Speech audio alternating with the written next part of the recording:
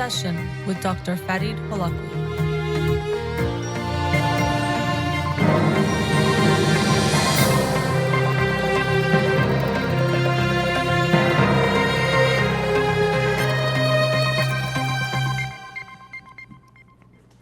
Good afternoon. Welcome to In Session. I'm your host, Dr. Farid Holakouee, and I'll be with you for the next 2 hours here on Radio Hamra. Studio number to call in, 310-441-0555. I'm a licensed clinical psychologist, so you can call in with any questions related to clinical psychology, including any emotional or psychological issues, parenting issues, and relationship issues as well. You can also follow me on Twitter or Instagram, or like my page on Facebook to get updates on the show or suggest topics or books for the program. And the shows are uploaded at the end of each week to my SoundCloud page and podcast on iTunes and Spotify. Again, our studio number, 310-441-0555. Before I get started, the book of the week for this week is The Deviant's War by Eric Cervini. The Deviant's War, the homosexual versus the United States of America.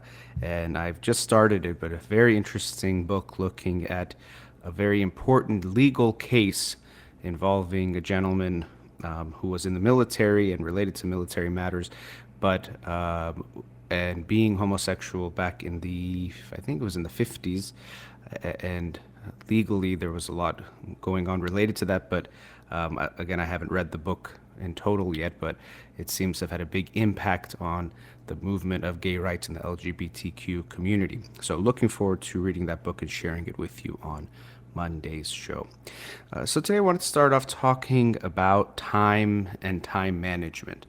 It's a topic we hear about a lot, and where we think ourselves, oh, I don't have good time management, or we think someone who does or doesn't have good time management. And it is a very important topic, and there's various aspects to it. And like a lot of things, like willpower or time management or work ethic, we look at it sometimes as this one factor, like, are you good at time management or bad? What really is going on, though, with something like time management is there's various factors at play. It's not just one thing. And the reason why that can be important is that when we look at it as time management as this thing you have or you don't, or just some skill that gets developed as one type of a skill that you don't really get to break it down, it makes it a lot harder to actually recognize what might be your issues related to time, and what might be getting in the way of you using your time more effectively or being happier and feeling better about how you are using time. So in a sense, we all have time management issues, in the sense that with certain things or certain times, I guess pun intended, in our lives or days or weeks or whatever it might be, we will be challenged with how we are spending our time, or we might not feel so good, or we might feel like we are wasting time. Or even how we look at wasting time or being productive is important. So there's so many different facets and factors of this issue, but I thought it'd be good to look at this because it is a very important issue. Really, we have just some unknown amount of time on this earth, and how we use it and don't use it could really impact what we do, what we don't do, and how we feel about our lives and what we have done and not done. There's so many things to look at with this. One thing that was brought to my attention recently that made me want to talk about it today is, we make to-do lists, things I want to do either today, this week, this month, the year, whatever it might be. But sometimes you also have to look at a to-don't list or don't do list, meaning we want to look at our days and weeks, or however you want to break down your time, and look at the ways that you are wasting time. And so again, as I touched on just a minute ago, sometimes we might think having fun or relaxing is a waste of time when we actually need it. So we have to look at having a balance in our lives. But we also recognize there's things we do that waste our time. For example, mindlessly going on social media or watching shows. And as I say that, I recognize it could be good to do those for a certain amount of time. But if we don't put in check how much, or be aware of how much we're doing these things, we might recognize we're wasting a lot of our time. And so if we don't look at this in this way of what am I doing, how am I using my time, we might realize we're just focused on what we're doing, but not realizing that what's getting in the way of what we're doing are the things that we'd rather not do, or at least not do as much. So by a do not do list or don't do list, or to don't list, you don't have to necessarily make the things black and white that you will never do these things, but you might set limits on them. Only do this 30 minutes a day. Only do this 15 minutes a day. Catch yourself when you are doing this for a long period of time. You might recall, I think it's a few years ago now, I had the author of the book Mindful Tech, David Levy, on my show, and he was talking about in that book this concept that technology and social media, computers, phones, they're not an all bad thing, obviously, but we want to be mindful of, that's the title, of how we're using these things and how it's affecting our time and also how mindful we are. Because a lot of what we do with our technology, like going on your phone, is just trying to distract ourselves and becoming mindless, trying not to stay connected to ourselves and what we're feeling. And that's why we want to, in a way, lose ourselves in that. We use things like going on our phone or maybe binge watching a show to completely disconnect from our experience. And that's why we could lose track of time, because in a way we want to lose track of time and lose track of almost reality in a sense. We don't want to be connected to what's going on. So we would prefer to check out. And so when you check out, you're not going to be as aware and the time can go by. And so you might be like, oh gosh, I've been on Instagram for an hour, or I've been watching YouTube videos without really paying attention for this long, and might not feel good about how we are using your time. And now this always is important, how we're using our time, what we're doing, and ways that we don't like that we are spending our time. But especially with what's happened with coronavirus and quarantine and lockdown, people are finding that they might have more free time than before. Now, this is not true for everyone, of course, based on life circumstances and situations, but many people have more free time, but you might notice you are not using more time, or you don't feel like you're being more productive. And by productive, I don't necessarily mean doing work in the traditional sense, but feeling that you're doing things with your time that you like or that are important to you. I work with couples, and it's, sometimes these things come up of, well, we want to talk about things or discuss different issues, but there just isn't time. And then now that they do have more time together and more time to communicate, they find they're still not talking about things. So we recognize that lack of time wasn't really the issue, or not the whole issue. It was some type of avoidance of something they didn't want to do. Or meditation, another one of those things, which especially for people can bring up this issue of time, because you might feel like you're quote unquote not doing anything, even though it can be a very important exercise and be very helpful to you, but it doesn't feel like you're doing anything. And so people might feel like, well, I don't have time to meditate. And then now when people's lives might have slowed down and there was more time, people still found they weren't doing it. So we see that the not doing of these good things that we want to do wasn't necessarily a time issue. It was more of we were avoiding it and looking for an excuse to avoid it. And meditation, going back to this being mindless and trying to check out, it's the complete opposite of that. It's checking in and being connected with what you are feeling. And as I've discussed many times on this show already, we have to be prepared that when you do meditate and get more in touch with yourself, you are likely to get in touch with lots of feelings, some pleasant, but also some unpleasant. We tend to have this idea of meditation, of this peaceful Zen feeling. And of course, it does bring about that and can contribute to that. But also, when you are more connected to yourself, you are likely to get in touch with and come across feelings that are not very pleasant. And so people tend to want to avoid this and avoid these feelings because we think these feelings are unbearable. They are uncomfortable. So we'd rather get away from them. It's just like if you scan your body, which actually is a form of meditation, to do a body scan and feel every part of your body, you'll come across different types of pains or aches that you maybe were not aware of. So it's not just that if you scan your body, you get in touch with nice feelings, you also might get in touch with some discomforts and not good feelings. So similarly, when we get in touch with our emotional body, we are going to get in touch with things that aren't pleasant as well, but it can bring about awareness and more understanding and a deeper connection with ourselves. So we always want to look at, when it comes to time, what am I doing with my time? What am I not doing with my time? What am I doing that I don't want to do or I feel like I'm doing too much of? So that could be first kind of like an assessment of looking at your day. And when people do this, they can be very surprised. They might notice I spent 3 hours just looking at my phone in a mindless way and not even sure what I was trying to do, and I didn't really get anything out of it. And so that what is very important of what am I doing with my time? And how do I feel about that? What would I like to make less? And definitely what would I like to make more of? What people often find, as I was saying with meditation, is we say, well, I want to exercise more, or I want to connect with my kids more, or my partner more when I have the time. But if we don't make the time, as in allocate time for different things, the time doesn't just come out of thin air. We don't just somehow find more time to go do community service or exercise or meditate. We have to set aside the time. And so not only do we have to set aside time and plan and prioritize and create that to-do list, but we also have to create a don't do or to don't list of things we don't want to do or things that we want to do less of because they're wasting our time or we feel like too much of it is a waste of time. So again, I don't think it always has to be black and white, that you have to necessarily get rid of all social media.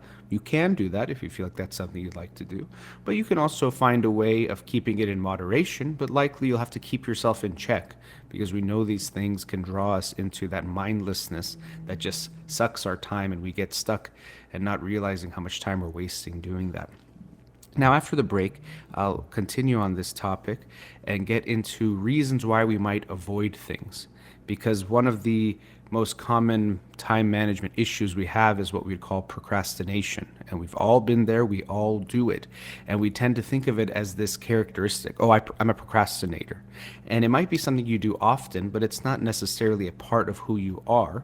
It's a way of coping or dealing with things, dealing with anxiety or dealing with the anxiety of doing certain things that then leads to you procrastinating and dealing with those issues that come up. So after the break, I'll get a bit into that. And of course, you can call in. It doesn't have to be about this topic, but if you'd like to call the studio, 310-441-0555. You're listening to In Session with Dr. Farid Holakouee. We'll be right back.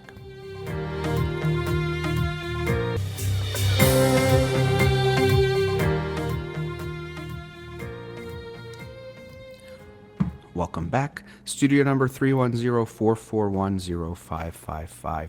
So in the first segment, I was talking about time management and how we can all feel like we struggle with this because all of us struggle with it at times. And it's something we can work on, not as just a single type of skill, but looking at the various factors and facets that go into time management and how we are using our time and also what we are not doing with our time. And so I introduced that concept that was recently introduced to me of having a to-don't list, or a list of things that we don't want to do or we feel are not good use of our time, or coming up with limits to certain things that we do. So we don't want to do them for more than a certain amount of time. And of course, having goals and to-do lists can also be helpful as well. And within that, we might have to get more detailed because sometimes when you just make, okay, I want to do these 3 things today, and it seems pretty easy, you'll have time for it, but you might not get into doing them and you might let the day pass by without completing those tasks or getting those things done. So it can be helpful to schedule things. Just like if you had a meeting, you wouldn't miss that meeting, even if it's, let's say, 45 minutes of your day. If you have something to do that takes 45 minutes, if you just say, I'll do it at some point, you might not ever do it. So scheduling things can be important. As I was saying before the break, when we just say, I'll do something when I have time or when there's a good time, we often will find that we won't make that time or make it happen. And so why that happens is what I wanted to also talk about in this segment.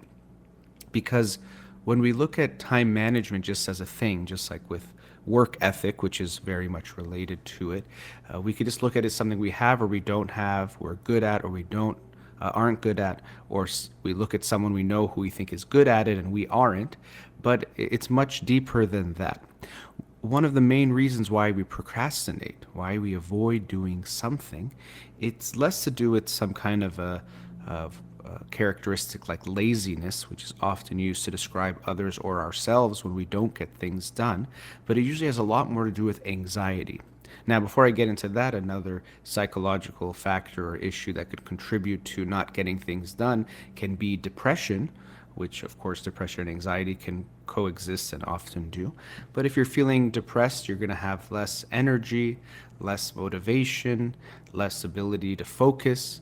You'll also believe in yourself less. So if you have to do something, you might doubt yourself more, or not sure you could do it, or not sure it'll make a difference. You'll have a more pessimistic outlook on things. So you might even feel like, well, what's the point if I do this? It's not going to lead to anything better. So depression definitely can contribute to difficulties getting things done and using our times in effective ways. And unfortunately, as is the cycle with depression, you don't do things or you feel like you weren't productive in a day, and then you look back on that day and feel worse about yourself.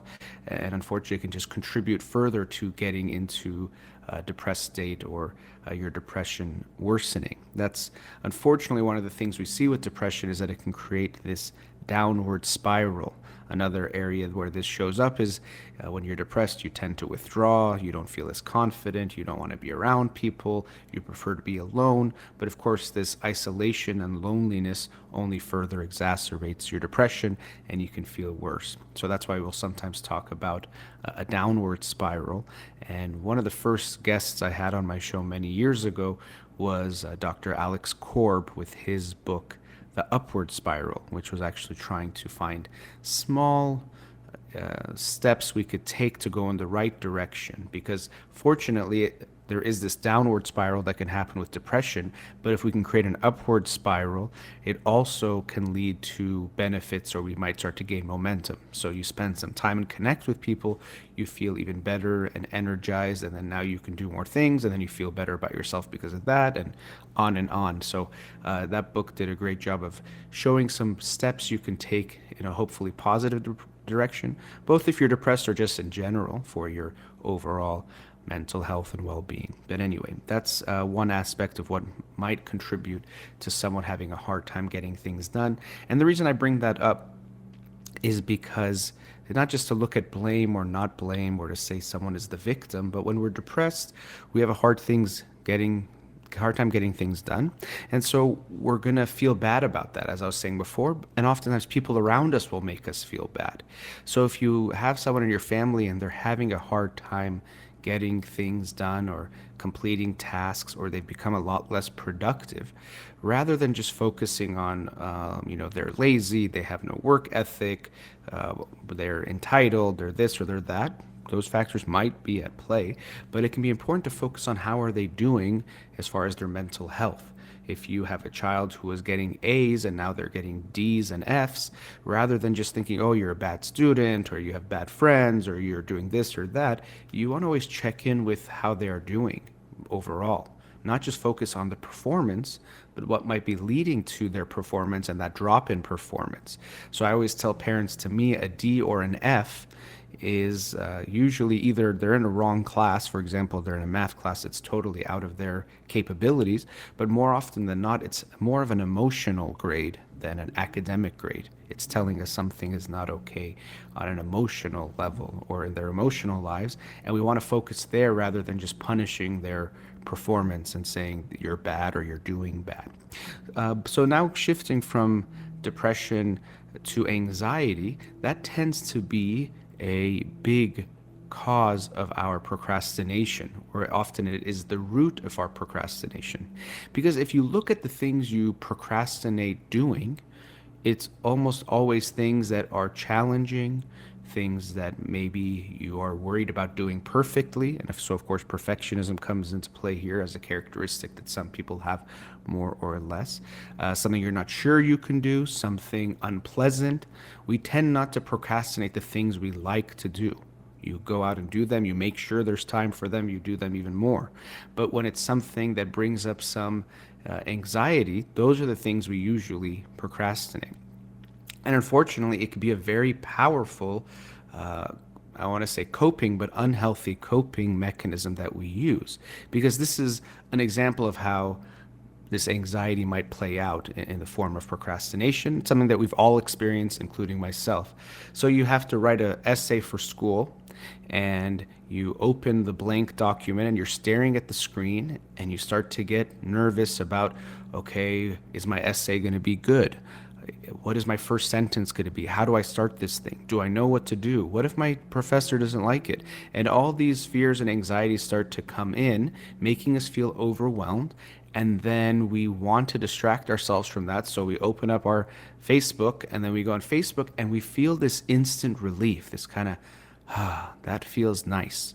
Going from this state of anxiety and fear and panic that's coming along with starting this paper and getting the work done. And we get this relief, which reinforces this good feeling of, I'm okay now. Even though it's still in the back of your mind, and we've probably all experienced that too, where you get a little relief, but you don't feel great, but definitely you feel better than you did when you were worrying about that thing. And so we continue this cycle. So you might go back to the blank page and then look at it and you're like, uh-oh, what do I do? What's going to happen? And you distract yourself again. And then you go do something else that might distract you for a longer period of time. And then you have this internal struggle of like, I'm being bad. And this sometimes creates what we call productive procrastination. Okay, I'm gonna not do the paper, but I'm cleaning my room. I'm doing something good, something that I needed to do. And that gives us a little bit of a comfort that at least I'm using my time wisely or better. But we know that what's really happening is that we're so anxious about something else that we'd rather do something that maybe usually we don't like to do, but at least it's better than that thing we're really feeling anxious about. So when you notice that you're procrastinating, rather than beat yourself up, which is usually what people think they should do. Oh, I'm being lazy, I'm being stupid, what am I doing? I know I need to do this. Why am I wasting my time? You want to try to understand what's going on first. The punishing isn't actually going to push you forward, it's more than likely going to push you down because you're still anxious about whatever the thing is, and now you're feeling a little worse about yourself. Why are you this way, and why can't you do it? And that actually might make you feel even more like you can't do it. I'm a lazy person, or I'm not a very hardworking person. But if we try to understand, why might I be anxious about this thing? And it takes some humility, because sometimes people say, oh, why would I be anxious about writing a paper or making a phone call or whatever the thing might be? But if you really are humble and take that look at yourself and say, okay, what might I be feeling? Oh, maybe I'm afraid to call this person, or I'm feeling this anxiety because of their reaction. Or I know I have to call the insurance company, but I don't know if they're going to give me an answer I like, or if they're going to reject my claim or my this or my that. And so it makes me a little bit nervous of what that reaction might be. So I'd like to not do it. Or related to something like that, I don't want to go see the doctor because what if I get bad news? And that bad news is scary to face. Again, I'm not saying these are good reasons to not do something, but these are reasons that almost all of us have found ourselves in, or at least anxieties we've all experienced, that might prevent us from doing something or getting something done. So if we take a closer look at that and we say, oh, I'm so nervous, or I want to make this paper perfect, maybe that's the problem and something I want to look at. But I know it won't be. And I also know this is my first draft. So I'm just going to get something out there and put something there. And we might make ourselves a little bit more comfortable getting started. I would have that reaction a lot of times when it came to writing papers. And I realized there was a lot of anxiety about different things, but a big part that would get in the way was this, what's the first sentence going to be? And how do I start this paper with like this perfect or this really good opening sentence? And it would really paralyze and freeze me and lead me into that cycle of distracting myself, going to Facebook, going to my phone, going just away from the computer to get away from that anxiety. So what I started to do at times was just start a paper in the middle. So I wouldn't do the opening paragraph first. I would just start somewhere in the body or some idea I had, and then kind of work around that and work backwards and forwards from that just to get things written down. I remember hearing that Ernest Hemingway, he realized that the hardest part of writing each day was getting started, just getting the next page or whatever it was that day started. And so what he would do was at nights he would end his work without completing a chapter. So he'd kind of be near the end of a chapter or a part of the book, so that the next day it would be easier to kind of continue and finish that. And then now he's already has the momentum of working, and then he'd be able to continue through and write. And I sometimes like hearing stories like that about great people, because sometimes we think of these artists or people that are larger than life type figures and think, they must have been different than us, and they must have just been able to work perfectly, or somehow their works just came out of them without them having to really put any effort. But then we are reminded of their humanness, and that as humans they struggled, and they at times found ways to deal with those struggles. At times they probably just struggled and didn't find ways of dealing with it, and could have done more or could have done better or wish they had done. And it reminds us that we're human too, and we're going to also have challenges, and that even with those challenges you can still do great things. I think it was in Richard Thaler's book, he was talking about how Daniel Kahneman said he was getting a call from a newspaper, and they asked him, what's his best quality? What's Richard Thaler's best quality? And he said he's lazy. And it sounds really funny. And he was kind of joking, but he wasn't. But he said that, yeah, his laziness makes it that he won't start on a project or a topic unless it's really important or interesting enough to catch his attention. And I thought that was kind of funny, but also reading that book, it was interesting to see this Nobel-winning economist being described as lazy and self-proclaimed lazy. And again, I know I earlier said that that word can be loaded and sometimes is representing something else. But anyway, just as a reminder that people that have done great things, had challenges and had to overcome and experience challenges their whole life in their personality and who they were. We sometimes have this mindset of others or even of ourself or a future self that's going to be perfectly productive, get everything done right on time, use every minute as efficiently as possible, not waste any time, all of those things. But we have to be realistic and remind ourselves that we are human. We're going to slip. We all procrastinate at times. I sometimes work with families and they come in and they say, oh, our 15-year-old, he's procrastinating. And I'm like, we all do it all the time. And I'm not saying we don't want to encourage him or support your kid with this, but to not judge him that, can you believe it, he procrastinates. Every human being on earth has and continues to procrastinate in some ways in their life. But like I said, rather than just looking at it as that, well, I procrastinate, that's it, we want to look a little deeper. What's the anxiety that might be contributing to this procrastination? What am I avoiding?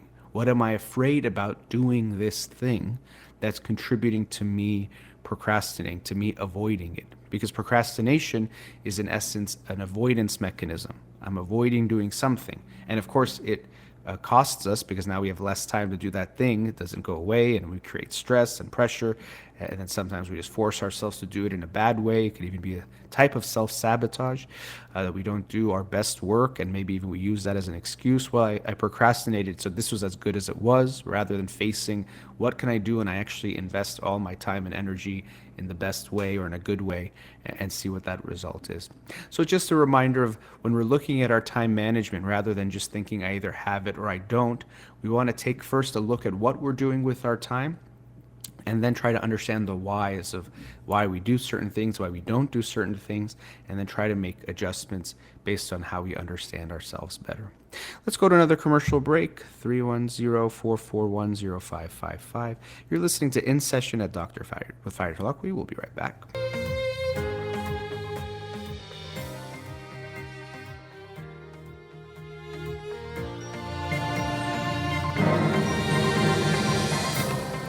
Welcome back. Studio number 310-441-0555. Let's go to a caller. Radio Hamra, you're on the air. Hello, Dr. Holakouee. Hi, thanks for calling. Thank you. I'd like to use your knowledge as much as I can. Okay. So I'm giving I'd like to use my knowledge as much as I can too. But I think we all hopefully could use our own knowledge too. But yes, go ahead. Yeah, the thing is, when I read a book or one of the books you suggest, if I do that by myself, it's way different from understanding the book point of view as opposed to just having you to consult with. So I came up with a suggestion. Please let me know if it's okay or not. Okay. The suggestion is have a Zoom meeting on any other day except Monday and Wednesday that you already have a program. And we give our emails to your Facebook in the messages, and then you can send us the link to a Zoom meeting on the book you suggest, and we go chapter by chapter, and we talk about it. With you, a person with a degree in psychology, present in this discussion. See, I'm asking you something to use your knowledge as much as I can, but this is what I meant. Well, I appreciate Do you that. think this is doable for you? I mean, doable, yes. I'd have to, I mean, I don't want to give an answer about doing it or not. I thought before about, of course, right now with coronavirus, this would not be possible, but having like seminars or types of in-person meetings where it would be based on a book. So I would, let's say, plan it from a month or 2 months in advance and say this book, and I'll talk about it, and then have some opportunity for it also be discussion and people to share thoughts or break up into groups and talk about them as well. So it's something I've thought about before.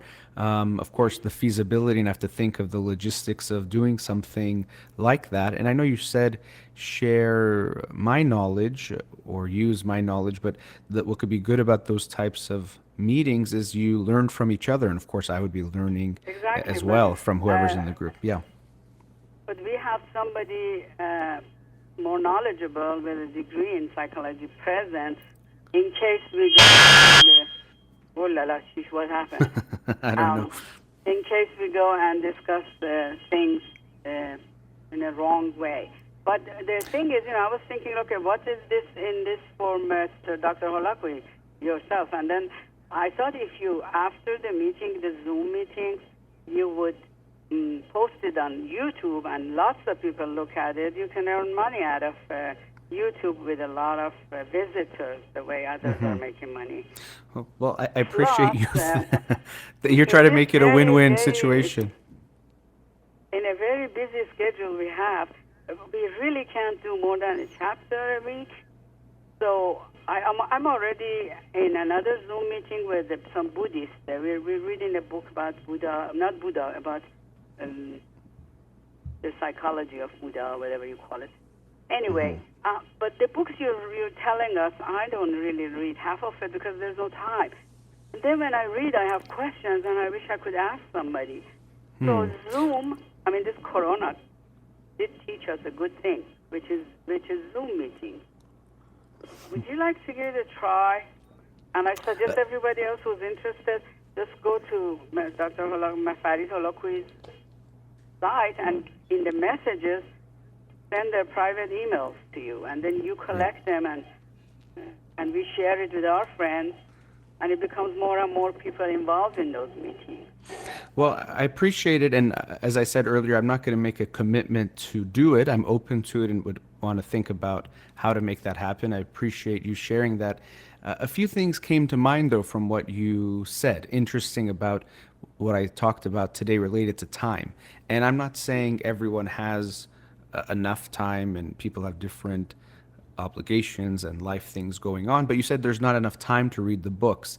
And I'm not saying you personally necessarily do, but I would also let you know for myself, it's that I have to make it a priority. I read every day.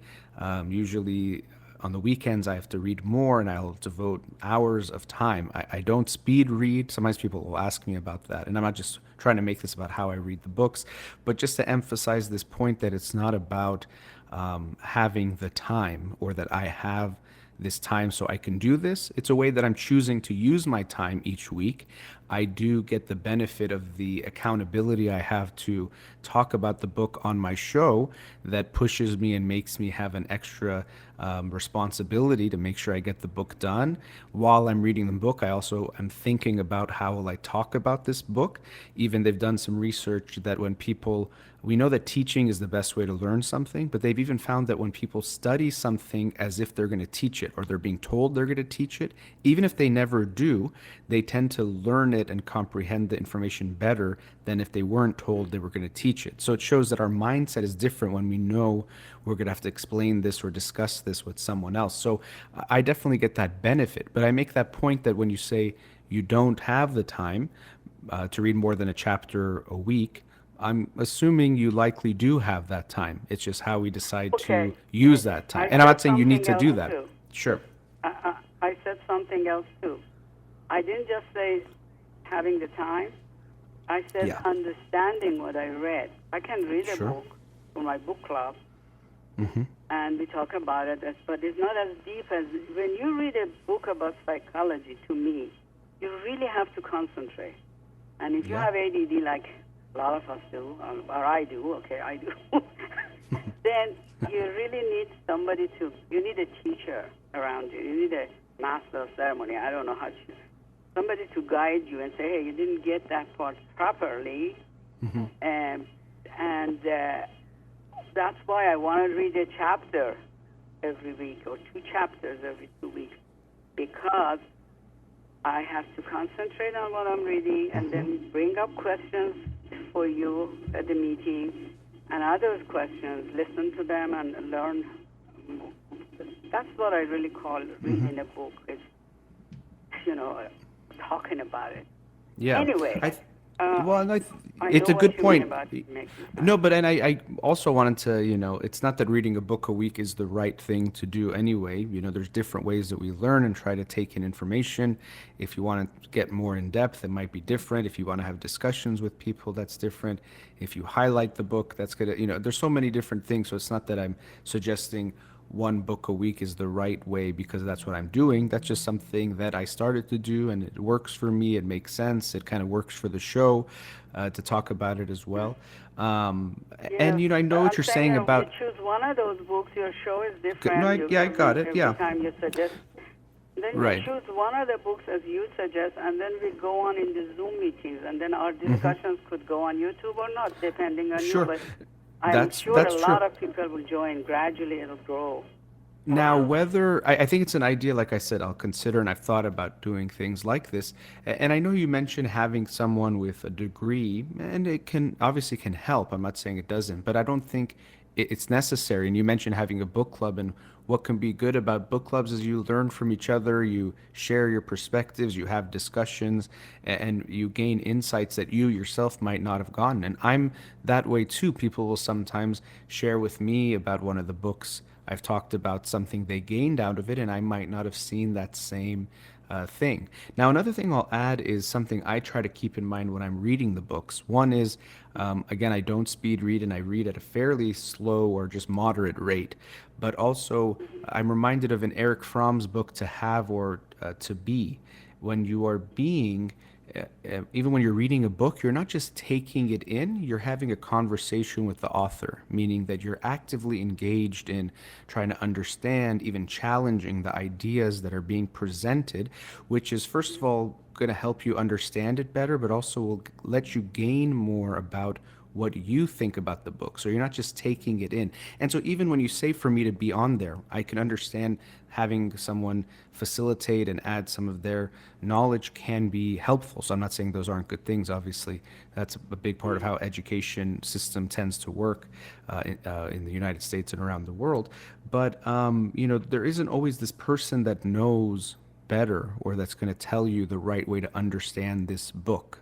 A lot of times we have to get that understanding. So when I talk about the books, I'm sharing some of my thoughts, but they're not the thoughts and the only way to understand these books. I might even see something in a way the author did not intend, which could be good or bad or different or whatever it might be. So in the meantime, as I think about what to do and if I would do something like this, I hope you'll find ways to do this with friends or other people who might have a similar way of wanting to read the books or similar books they'd want to read, as it seems like you are doing, at least with some people.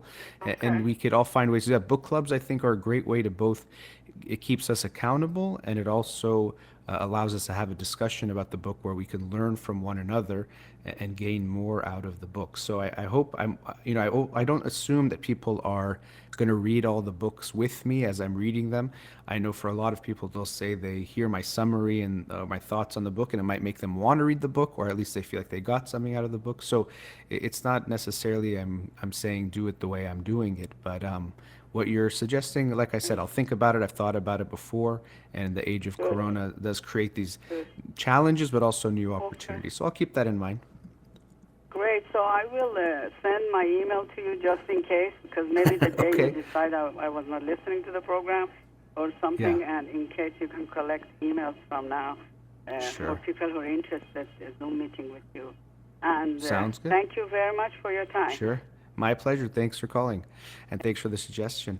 Yeah, so that's something I'll keep in mind. As I mentioned, I did before think it would be nice to have seminars where different books would be discussed to get in depth about the different books. I I think there's so many ways to learn, not just through books, but for me, this has been something really meaningful and important. And talking about time management, as I did in the first two segments, I always wanted to read more. As many people, I don't think there's people that would not want to read more, just like we wouldn't mind exercising more, meditating more, lots of good things that we know. But going back to this theme of time management or how we use our time, very often we find that we don't do the things we know that are good or that we think would be good for us. So making this commitment to a book a week was a nice way for me to put aside time. Now the books can be different lengths and might involve different involvement, or I might read them slower or faster based on the material and the type of the length of the pages, all those types of things. But it's basically my way of, for myself, saying I'm going to set a time, maybe 10, 15 hours a week to read every week. And that's just going to be every week, no matter what. So it's a way of allocating my time by creating this measurable, I don't really count the hours and the minutes, but by a book a week, and most books are in a certain range, and that's just kind of how it's worked for me. So that's been one form of, you can say, time management, is that I've committed some hours of my week to reading, because I think that's important.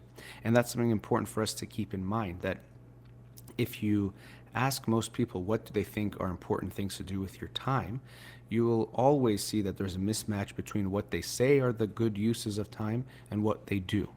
Because first of all, what we say is good is kind of an idealized version of it. So we kind of will, it's easy to say, do this, do this, do that, as if you're a robot, but we're human beings and we don't always use our time efficiently, and we have good days and bad days and lots of other factors. So we're never going to be this perfectly efficient or do exactly what we think is the best use of our time. But it's important to look at, what do I prioritize as far as think it's important, and what am I doing, as I was talking about before. Because a lot of people will say it's so important to spend time with family, that's the most important thing. And then they look at their week and they see that because of work and other things that they've used their time doing, they don't spend a lot of time with their family. And so it could be puzzling, but it'll take some effort to rearrange and prioritize things in a different way to make sure the things that we are doing are the things that we think are worth doing. And I'm reminded of the book, How to Measure Your, or How Will You Measure Your Life, by Clayton Christensen. A really good book about this topic, about looking at how you're using your time, and when you look back at your life, what will you have wanted to do with your time? He talked about how even though he was a busy professor and had a lot of work to do, for a long period of his life, he would leave work at 5 p.m. no matter what, because he wanted to make sure he was home with his family. And yes, we might say, well, if one day you leave at 5:30 or one time at 6, is it okay? Yes, but when we create patterns, once it becomes something we're doing or not doing, then that kind of becomes it. So once you say, oh, it's okay to leave at 6, you probably will start leaving at 6 every day, or maybe even later. But we sometimes need these hard and fast rules with some flexibility, but overall be more firm about it, because that helps us. So for example, my book a week, yeah, does it matter if I read a book every 2 weeks, or if one of the times I did it in a week and a half, or one in a month? Obviously not really, but it keeps me on top of it in a way that allows for me to get more out of the reading, or to get it done in a way that feels good for me, and then it keeps me keeping it as a priority. So thank you for the call and the suggestion, something I will think about. I know you said you'd send your email. More than likely, I don't think it's something I'll do in the immediate future, but it's possible I'll think about it and see what can be done with that. Let's go to another commercial break. Studio number 310-441-0555. You're listening to In Session with Dr. Farid Holakouee. We'll be right back. Welcome back. Studio number 310-441-0555. So the theme of time has come up a lot on today's show. And what I wanted to talk about in this segment is another one of these kind of perspective types of things. In the first segment, I talked about to-do lists, but also having a to-don't list, or things we don't want to do at all, or maybe want to do less of in our life. And so what I wanted to talk about in this segment was how we tend to have this fear of not dying, in the sense of a self-preservation type of a thing. And of course, like a lot of natural tendencies that we have, or characteristics we might have, we can also take that to overdrive. So people can have such a fear of dying that they become overly anxious in how they live their life, and not taking certain chances, both in, let's say, maybe emotional ways, but even in physical ways. And it can lead to lots of fears, or even phobias of what they do. So we have this fear of not dying, right? If something is happening, if you're drowning in the water, you're going to fight for that. You're going to fight to not die. And it makes sense, and that's good. So we fight to not die and make sure we're alive. But there's another way of looking at that, which is something we don't really have so strongly. And this is a fear of not living our life, or living a good life. Meaning that we have this fear to make sure we don't die. But then, okay, let's say you survived, which is good. But now what are we going to do with that time? We tend to really not take that so seriously. There isn't this same kind of push or anxiety. Sometimes at a given time, you might recognize you have some regret based on things you have done or haven't done in your life. Oh, I wish I didn't do that, or I did that. I wish I spent more time doing that. But sometimes we need to create that fear a little bit more, and not fear in a bad way, but to make us recognize the urgency of living this life. We know the common example of either a thought experiment, or of hearing real people's experience of looking back at their life on their deathbed and thinking about what they feel good about, but also regrets. And very often it's things like, I wish I spend more time with family, or more time with relationships. And as the adage goes, or people sometimes will post things like this online, no one really says, I wish I spent more time at the office, when they look back at their life. Usually it's, we wish we had spent more time with loved ones, done good things, and done things in a way that we feel better about. So we sometimes have to imagine this, or think about that. And there's lots of different, whether you want to call them meditations, or thought exercises, or visualizations, where people think about being on their deathbed, or looking back at their life. I remember in the book Transcend by Scott Barry Kaufman, and talking about Abraham Maslow, and he had kind of his own, not necessarily totally near death, but his health through, I think it was a heart attack, became under question, and he realized that created a shift in him, in how he was living his life, or approaching his life, and trying to just do and give as much as he could with the time he had left. And he talked about that in the book. This theme came up of sometimes we have to think about our own death. It could be actually a very liberating thing, not to be afraid of it, but in recognizing that because I will one day die, what am I going to do with the time I have while I'm here? And so we have to almost create this, I know fear sounds like a bad word, but a fear of not living our life. We should be afraid of that. What if I went through my life without living it the way that would have been good? We keep trying to keep ourselves alive, but for what? What are we doing with the time we have? What are we doing while we are alive? And similar to what I talked about time management in the more smaller sense, like the microcosm of like a day-to-day time management, this larger or bigger picture of time management, of how we use our life, or life management, it takes effort. If we don't think about it, we kind of just get caught up in routines. And so what I often tell people is that for most people, their life and their time, it's something that's happening to them more than something that they are intentionally doing with purpose and meaning that they have determined. We go through our week, and it's kind of like, I do this, I do that, and then that week's over, and it's time for the next week. But there isn't really this taking, into account, what am I doing? What am I not doing? Is this what I want to be doing? And here's another example of where the coronavirus has actually given us an opportunity, because for many people it put a lot of aspects, or even almost all of their aspects of life on hold. It's kind of this forced reset where work might have changed, different aspects, social obligations, various obligations were taken away, and now you're given a chance to look at your time and your life and how you're spending your time. And so I was urging people, and also were in a way urging society, to not go back to what was quote unquote normal, because we actually might realize that what we took for granted as normal was unhealthy and not what we wanted. We're seeing this in the larger society with things like the Black Lives Matter movement and racism, and looking at police brutality and different issues, where we don't want to just go back to how things were, because how things were not okay. Lots of people were suffering unnecessarily with the quote unquote normal that we had expected. So we're trying to create a new normal, or a new, more just normal in our bigger society, and I think that's actually very good. So it's given us, I think, a chance to evaluate or look at things in a different way. As is always the case, it's a confluence of factors that leads to any type of movement or societal issue that's going on.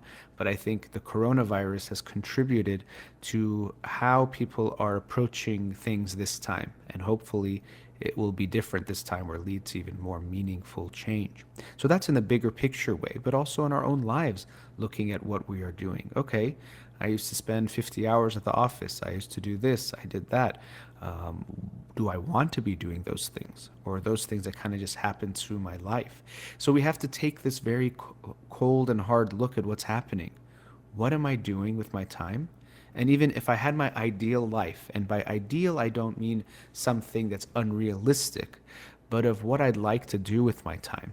And this is where it can be important to not just focus on things like, I want to have this goal. That can be very important, but we want to live a value-driven life. What are the things that are going to be important to me? Okay, spending time with family and creating relationships. Well, obviously that sounds good, but how do I make that a reality in my life? How am I going to make that a priority in my life? How do I make sure there's meaning in my life? A lot of people, they're going through their day to day, and there isn't a lot of purpose or meaning. It's just about surviving and not living. Living your life means that you're actually doing the things you want to do that make you feel alive. Surviving just means not dying.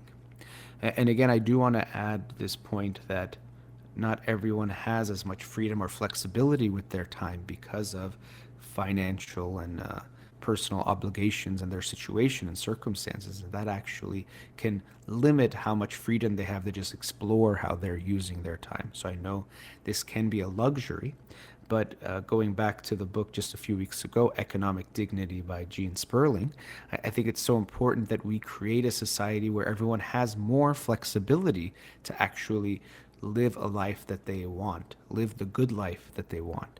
And that's what the book focused on, is how do we create that, or make that the goal of our economic policies, to make sure that everyone does get a chance to, as he put it, provide for their family, so put food on the table, but also to sit at that table, to be with their family and to spend time with them.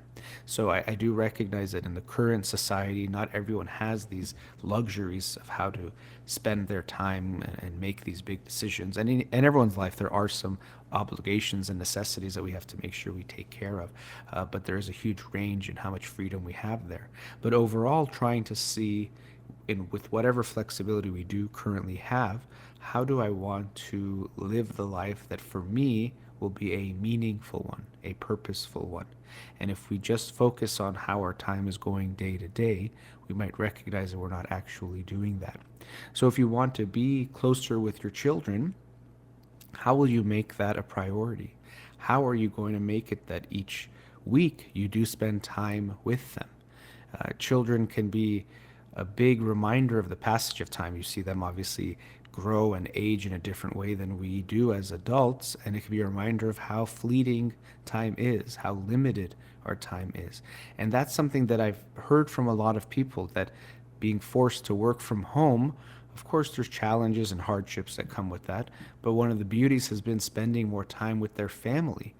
And this realization that when things go back to quote unquote normal, whenever and however that might be, do I want to go back to being away from my family as much as I was? Do I want to not be around them so much? Is that necessary? Again, you might not have that flexibility, but maybe you do. Another thing we've become aware of is that, of course, lots of things have been put on hold. Production in different ways has changed and slowed down. But a lot of things we thought we had to do in person or we had to do in a certain way, we can do away from home or or at home, or we don't have to do as much as we thought we did.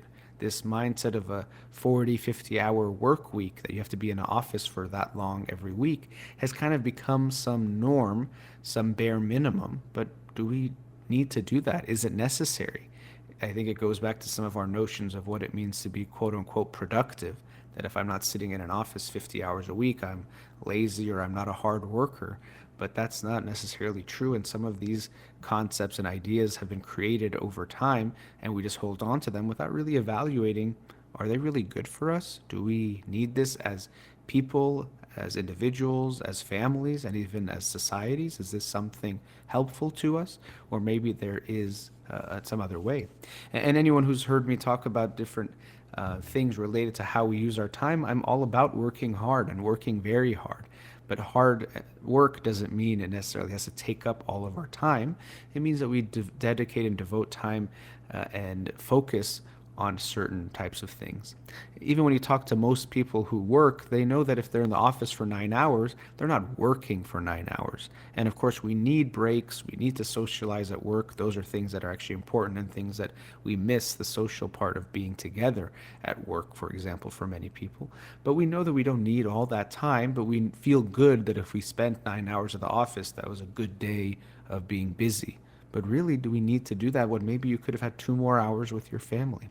But anyway, coming back to this theme of we don't want to just be afraid of dying or protect ourselves from dying. We want to have a fear of not living our life. To think about that. How will I feel on my deathbed looking back at my life and feeling like I didn't live?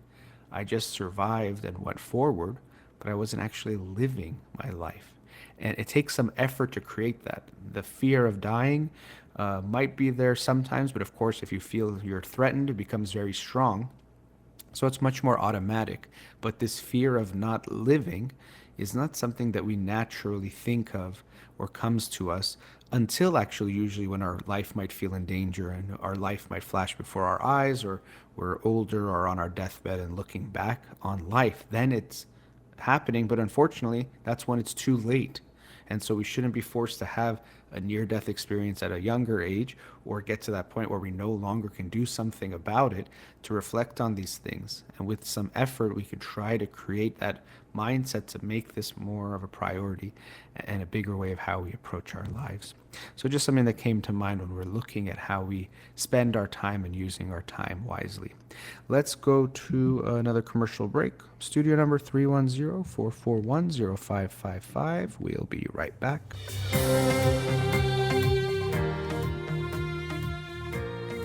Welcome back. So the show has been focused on the theme of time, and wanted to share a story that in a way relates to time and how we use our time and how time can have effects on us. So the story begins with a married couple. They've been married for 10 years, but their life has gotten pretty boring, as most people think it does just become naturally. We get bored of each other, we get bored of life, but that's all we can hope. And to be in love for many years, many people think is just a fairy tale, a fantasy that's not realistic. That's why it exists in the fairy tales and romance movies and novels, but it's not something we can actually have. So we have John and Sarah, and they've been married for 10 years, but their marriage has gone pretty dull. They sit at the dinner table together just because they feel like they're forced to, but there's not much of a connection, not much conversation, pretty boring. They barely ask about each other's days. They've kind of become like roommates or flatmates who just live together but don't have much of a connection or spark. As people say, they've grown apart over the years. The passage of time has unfortunately created more and more space between them. And so I don't even remember the names I said, but let's say it was John. So John is upset after another dinner where they barely talk, and he goes to his the room where he likes to do his work, and he gets on his email and he sees an email for a dating website somehow got on his email. And so he doesn't think much of it, but he thinks it's kind of funny. So he clicks on it and he sees that it's an interesting dating website that's made for people who are bored with their marriage, just to have someone to talk to or chat with and connect with. So, kind of out of curiosity and really without thinking much about it, because if he probably thinks more about it, he wouldn't do it. He goes ahead and just clicks on the link and he sees it and it looks pretty interesting. And he kind of tells himself it's like as a joke, but let me just make a profile just to see what's there, just to see what's happening. So he makes a profile, doesn't have to put up a picture and doesn't have to put up his name, or he can make up a username. So he just goes on there and now he sees there's all these profiles of other bored married people who are looking for people to just chat with or connect because, they're so bored. And the name of the website is Unhappily Ever After. And so everyone's just unhappy out here, kind of accepting this is life. It's just you get married, you think it's going to be good, you think it's your soulmate, but you get bored. So he starts chatting with a few people based on profiles that he thinks are kind of funny or interesting, but he doesn't think much of it. So he sends a few messages, gets a few back, and that's about it. Then and he thinks, this is kind of nice. I feel a little bit of an excitement. I don't feel any excitement in my marriage. That's dead and done, and nothing can be rekindled there probably. This is the rest of my life, so let me at least maybe have a little fun.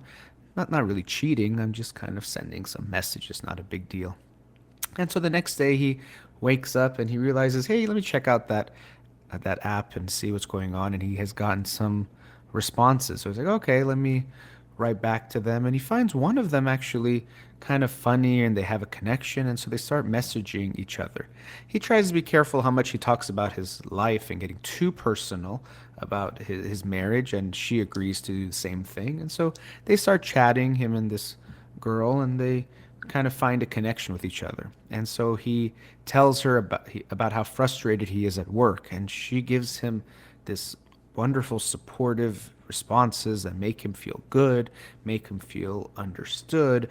She tells him about how great he is and how smart he is and that they don't treat him right, and really makes him feel understood and seen in a way he hasn't felt in so long. And they start to flirt and the messages get a little bit more even sexual and friendly, but still he thinks this is just playful fun. It's not really anything happening. And so day after day, he starts messaging with this woman and they exchange pleasantries, exchange some support. She tells him a little bit more about things going on in her work and things that are happening. He shares a little bit more about himself, but he tries to conceal his identity. He doesn't know who he's talking to.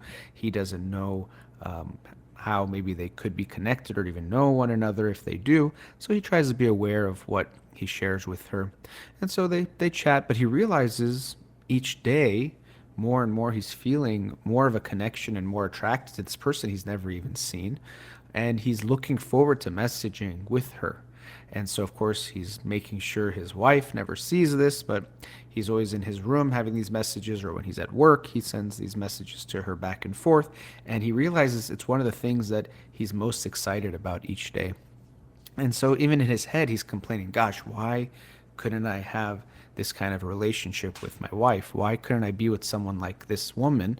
I'm stuck here with my wife. I wish I was with this woman. And so they continue the exchanges, and he feels more and more excited when they talk, but also this bittersweet feeling of this is maybe not such a good thing, but a reminder of how I don't have the marriage I want, or why is life so unfair that I feel so connected and this person gets me and feel so excited talking to this person.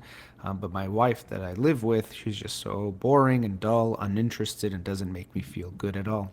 And they start to develop stronger and stronger feelings as they're talking and chatting every day.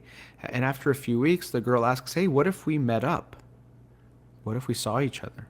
And he's shocked, surprised, a little excited, very anxious, unsure if it's the right thing to do, unsure if he should do it, go ahead and see this person or not. So after some contemplation and consideration, he says, you know what? I deserve this. I've been so unhappy. My marriage is basically dead. Let me just see this person. What's the worst that can happen? So, of course, this is pre corona, so they can meet in a restaurant. And so they make plans to meet at a restaurant. She tells him what she'll be wearing, and he tells her what he'll be wearing, so they finally can see each other. And so he walks into the restaurant, and who does he see sitting there at the table but his wife? This whole time, both of them did not know that they were actually chatting with their own spouse. They thought it was someone else because they were concealing some parts of their identity. It actually turned out it was their own partner that was there. And so, of course, they're both shocked, they're both surprised in multiple ways. They're both embarrassed, they're both in a way ashamed because now they both know that the other person knows that they were talking to someone else, but they also know that that other person was talking to someone else. So it's just a whole bunch of mixed feelings that they have in this moment that they try to kind of process together and uncover. And so now the story can go wherever you want it to go, but wanted to share some thoughts on what this story could be telling us or some of the themes that might be important. To begin with, there's this theme that relationships and love has to get boring, that we have to become disinterested in each other, that we have to no longer get excited about each other, that the spark has to completely die and go away, and now we're like roommates or flatmates and we don't really feel much for each other. That's just relationships.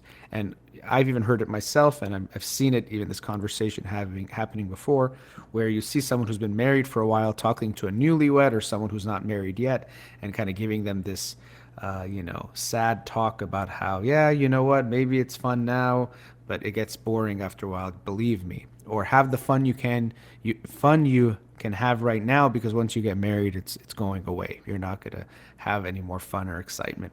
And this is a fallacy that we've all, or many of us, have believed because it seems to be so true and we see it so much that it has to be this way.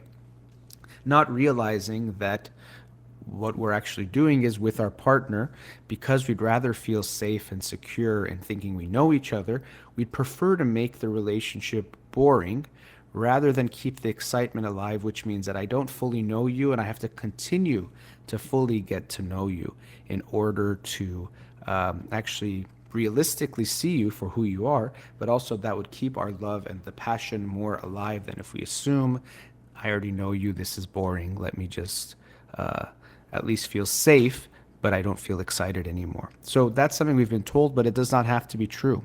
And even they have scanned the brains of people who are still in love or say to be in love many years or decades after meeting, and they find that their brains look very similar to people who are newly in love with each other. So that spark doesn't go away. And whenever I talk about this research, a very common reaction is like, oh, they're so lucky to still be in love after so many years. But the truth of the matter is they're not lucky. People work to keep that love alive. Your relationship and your love has to be like a living, breathing thing. Or as I like to say, it's like your first child. Even if you decide to have kids later on, your love and your relationship is a living and breathing thing, which means it needs love, time, and attention to keep it alive and to keep it growing.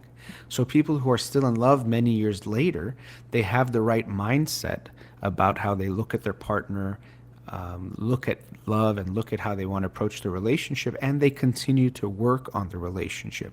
Don't think of it as luck, which actually points to what we usually think about love, is that you find a soulmate and you find that Prince Charming or Princess Charming, and once you do, it's happily ever after and it's easy, or you got stuck with the frog and you're not going to be happy and that's it.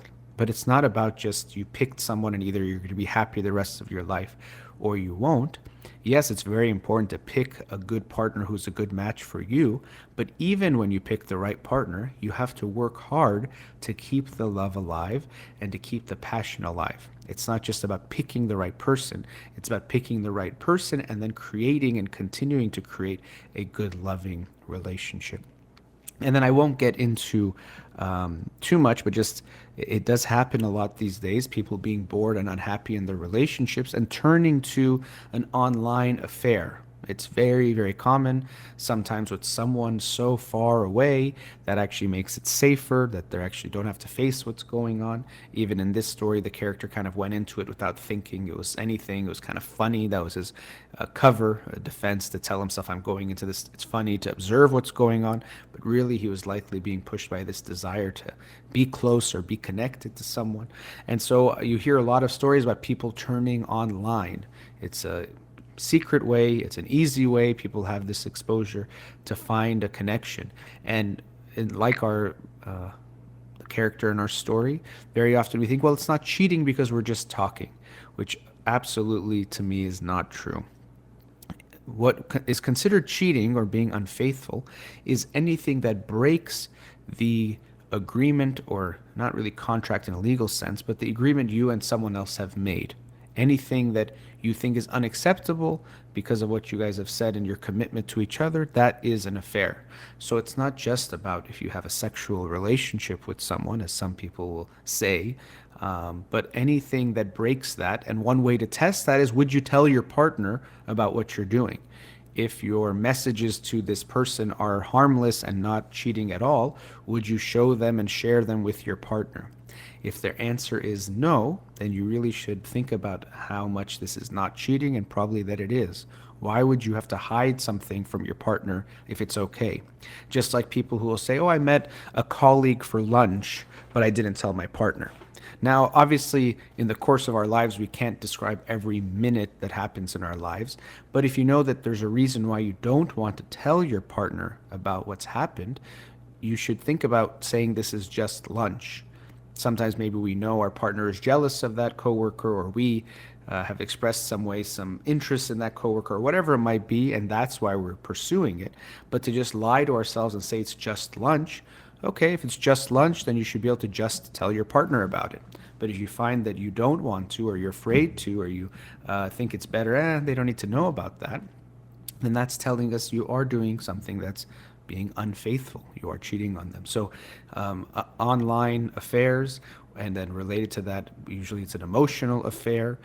These definitely are forms of infidelity and cheating. And so to me, this concept of cheating means sex or even physical kissing or something has to cross that barrier. Of course, those things are infidelity, but so many things before that are being unfaithful. If you know it breaks that type of agreement and contract you have with your partner, and it's something that you would hide from them if you could, to make sure they don't find out about it. So there's all these concepts in play about the online affair, and we're at a commercial break. But after the break, what I'll talk about is this realization that they had. So when they see each other, how much there is there to process about what does this mean about us, about where we were, and maybe what they could have in the future. They were so bored of each other, they were so sick of each other and thought the other person doesn't get each other, but then somehow in this discrete and coincidental way, connected in a way with each other that actually was quite meaningful. So the thought that I need someone out there to make me feel good was something that they realized was actually not the case. Maybe the person living in their home was the person that they could actually love, but they just were not aware of it. So after the break, I'll share some more thoughts on that story. You're listening to In Session with Dr. Farid Holakouee. We'll be right back.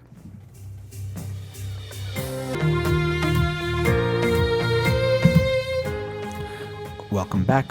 So in the previous segment, I shared a story with, I believe it was John and Sarah. I could work on the names a little bit.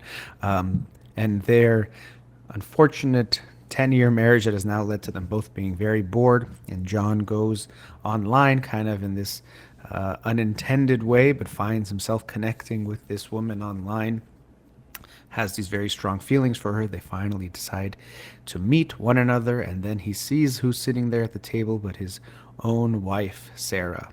And so I shared some thoughts in the previous segment about different aspects of what was going on in that story. But what I wanted to talk about in the last segment of the show today is this realization that they hopefully both had, and I'm hoping to share with everyone listening, that the person that they actually could love and have a good relationship with was not some other person, but was to recreate or to rekindle that love and relationship that they had together and they had for each other.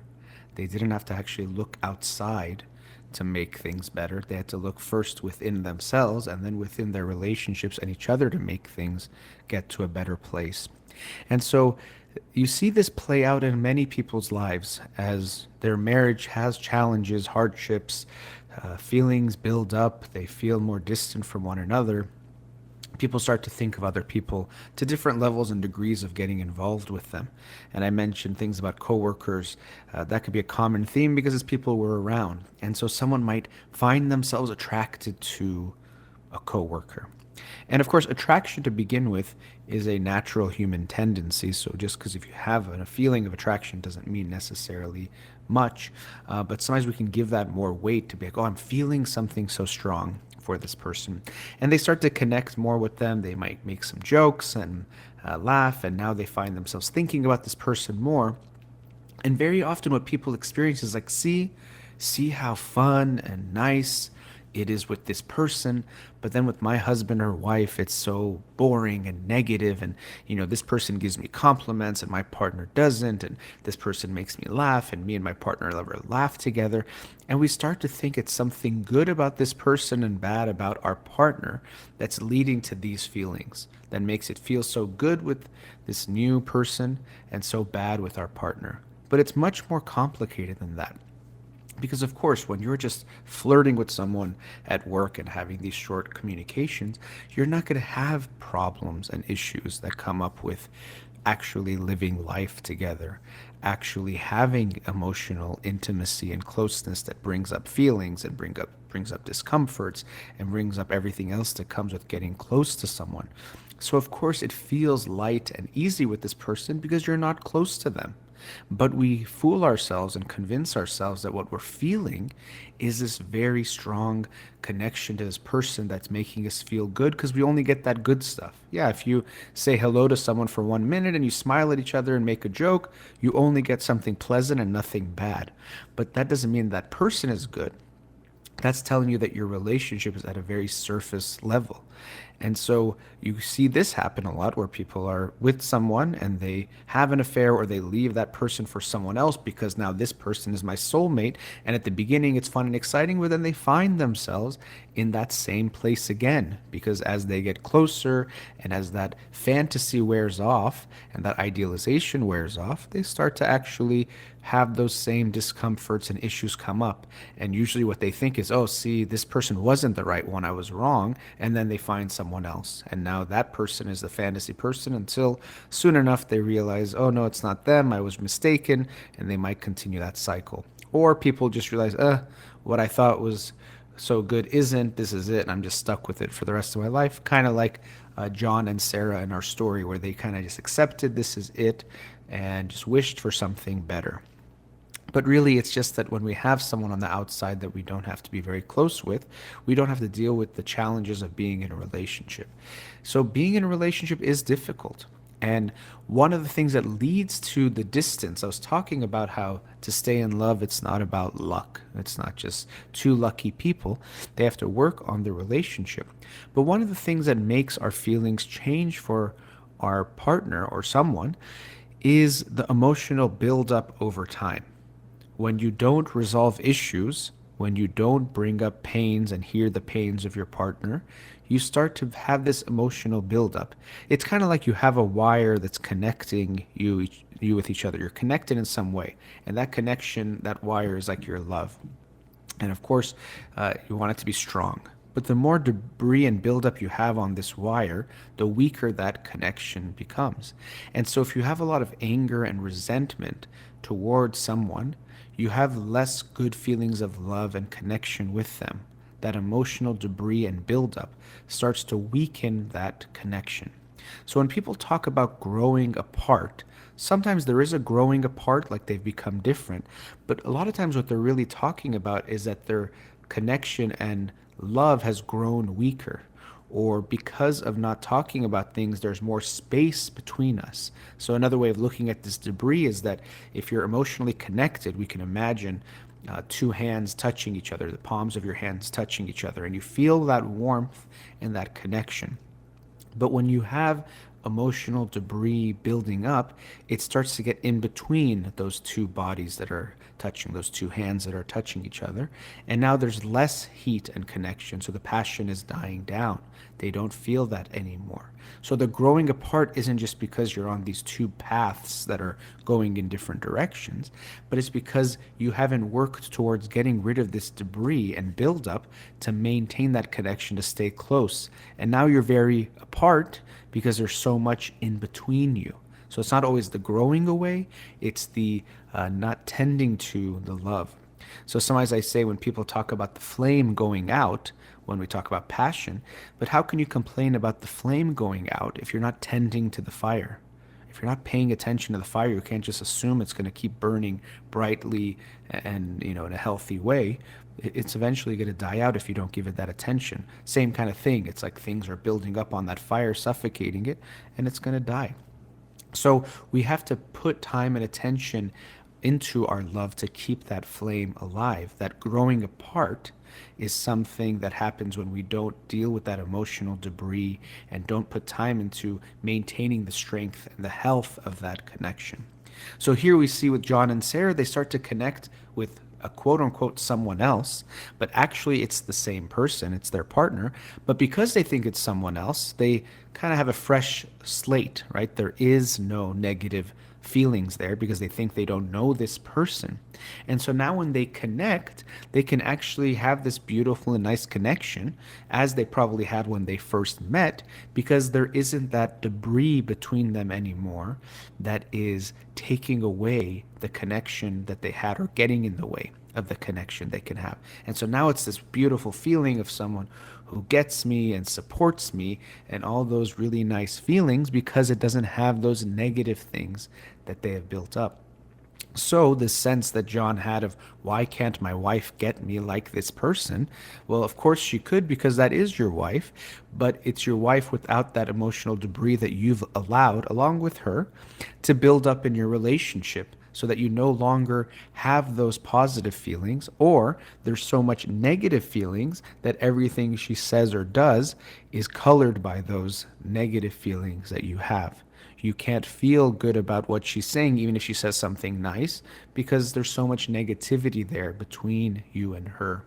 So now when they see each other there, as I mentioned, you can imagine there's this whole host of feelings they have of shock, disbelief, some shame and embarrassment that they've been talking to someone else, the realization, well, my partner's been doing that, so maybe I don't feel as bad, but then maybe even anger at them, even though I've done it too. So there's probably a lot for them to process, and that can take some time. But hopefully, in the midst or while processing all those feelings, what also comes to their mind is this possibility that I thought me and my partner, me and my husband, or me and my wife, our relationship was dead, that there really wasn't a possibility to have a good relationship together.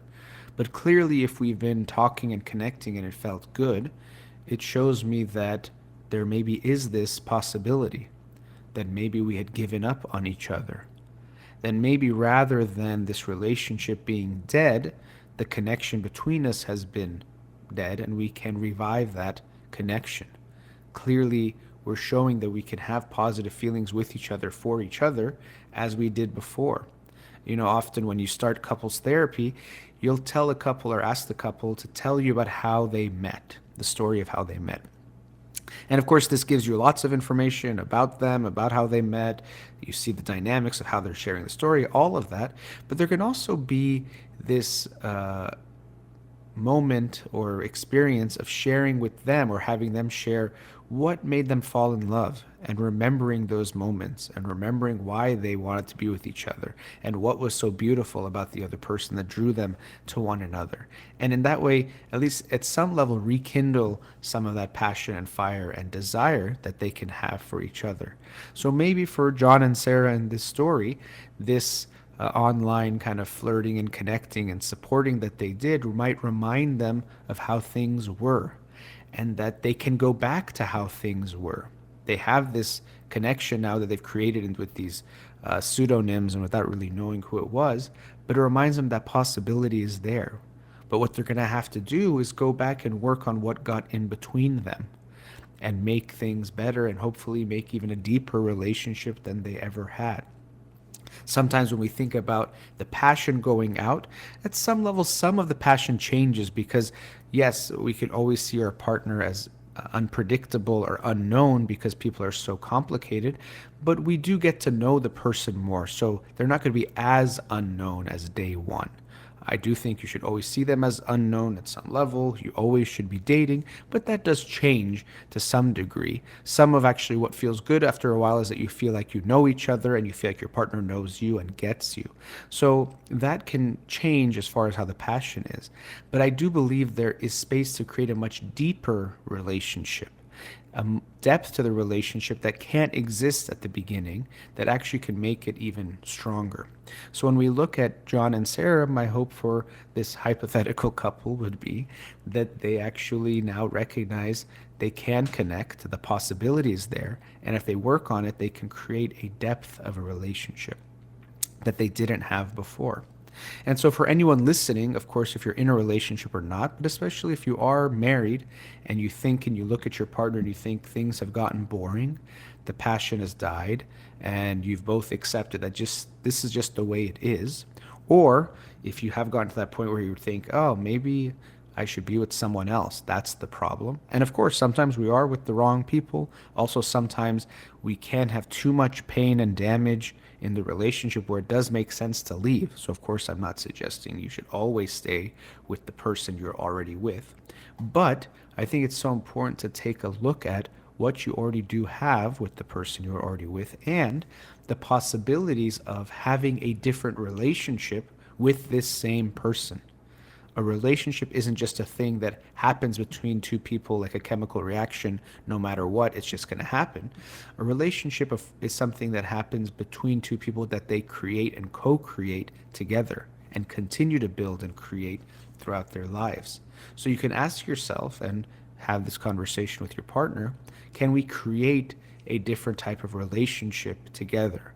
Can we recognize that many of the things we've assumed about us, that this is just it, or we've assumed about love and marriage, might not be truths that can't be changed, but just easy ways out that we've just accepted and now made part of our lives. And so I hope people will see this story as an illustration, an example that we can have something different, but not necessarily with a different person, but the same person, but seeing them differently and seeing our love differently, and also working on the relationship we have. Let's at least give an effort for what we have with between us and that we've built together, rather than just giving up and moving forward thinking that a new person is the solution. Maybe we need to create a new love and a new relationship together. All right, that brings us to the end of today's show. As always, for the Wednesday shows, thank you to Hazale, who is in the studio, making sure I can do the show from a distance. Thank you to the callers and the listeners. You've been listening to In Session with Dr. Farid Holakouee. Have a wonderful day.